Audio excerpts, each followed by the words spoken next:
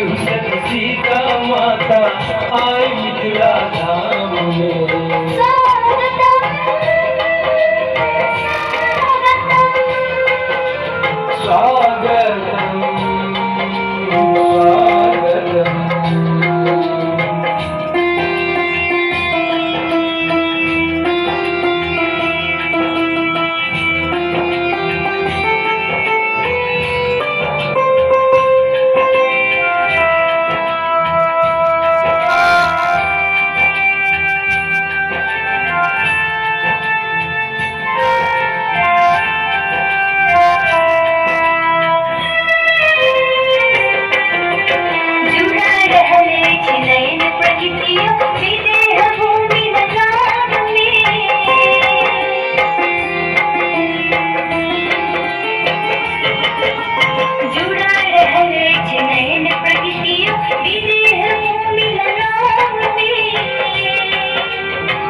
पाहुन हम धन्य भेलौं अहाँ के मधुर मुस्कान में।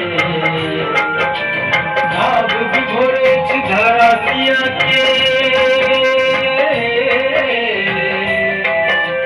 भाव विभोरे छी धरा सिया के, अहाँ सबक सम्मान में।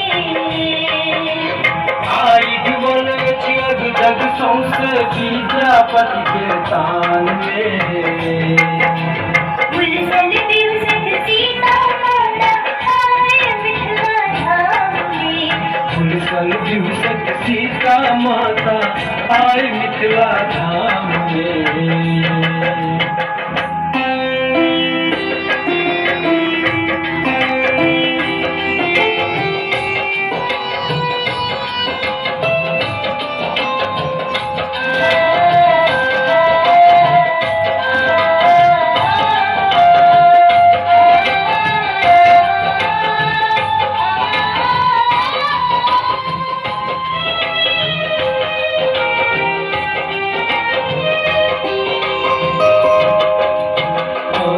स्वागत गान लिखल अछि आज सूरज चान में।